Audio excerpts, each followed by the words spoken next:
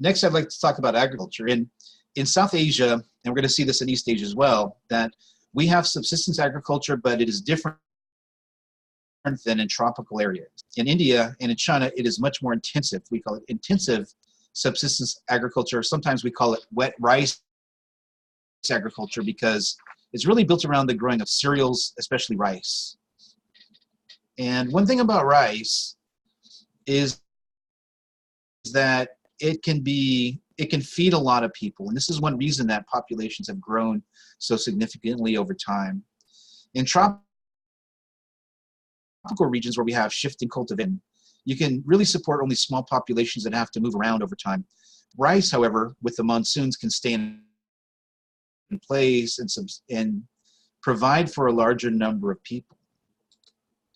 Because in the monsoon, you have the wet season in the summer when the paddies can be flooded.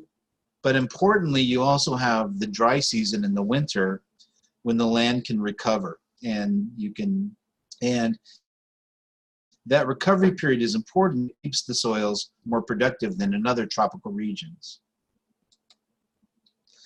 A concept that we talked about in the introduction to the class is called the agricultural revolution. And no place has probably been more impacted by the agricultural revolution than in South Asia, especially India. So just as a recap, we've talked about domestication in the past. This is where the controlled breeding and cultivation of plants. This is about the agricultural revolution, where humans have taken over the evolution of plants. For example, this is the teosinte plant from Mexico. And through selective breeding over time, this grass has become what we call corn in modern day.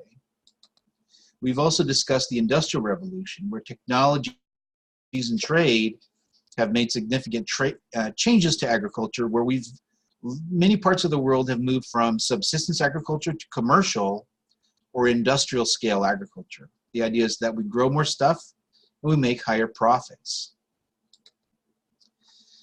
The idea of the Green Revolution is to bring some of the high-tech agriculture and use it to increase food supplies in places where there was a great amount of food insecurity, including South Asia. So the Green Revolution is about using science to improve agriculture, to feed countries with massive populations, such as India.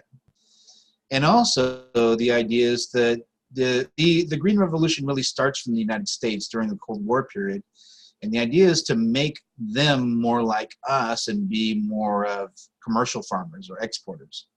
There are some problems with this, however. In countries that are primarily use subsistence agriculture, commercial agriculture can require investments by farmers, such as fertilizers, commercial fertilizers that they might have to pay for and may not have cash for, especially if they don't have jobs but are subsisting on their own food supplies.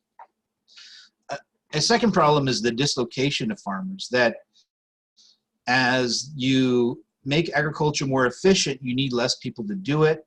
This drives people from the rural environments and pushes them towards the cities. And a third one that I want to highlight is a reduction in the diversity of crops. I'm going to include a YouTube clip that really illustrates this in India, where they've had to develop salt-tolerant rice to survive in a changing climate. So I want to take a detour and highlight that the problems when we reduce the diversity of crops is that we may lose some types of varieties of food that we once grew, and those types may be better adapted for future conditions, especially in the wake of climate change. This figure, for example, is showing the number of varieties that we used to about 100 years ago of, say, sweet corn. About 100 years ago, there was 300 and something varieties of sweet corn. Nowadays, we're down to 12, because when you're farming commercially, what you do is you use the varieties that will get you the most profit. So that tends to weed out those other, whatever, almost 300 varieties that weren't the most profitable, and they're no longer being grown commercially, and they become scarce, and sometimes they disappear. And this is a reason for the Svalbard Global Seed Vault. I think we introduced this during the introduction to the course, but I want to re-highlight this. that the Svalbard Global Seed Vault is a way of kind of protecting the biodiversity of our food supply. I'll include a YouTube clip on that as well. So when it comes to food in the environment, that has to adapt to climate and other physical conditions like terrain and soil and vegetation.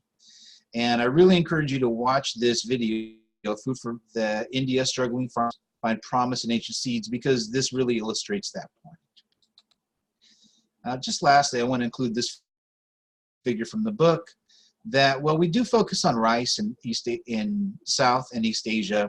It's not the only crop grown. There's a number of other cereal crops, including wheat in the regions in the north, millet, which is another type of a grain, and other things. But rice by far is one of the most important crops that supports these large populations.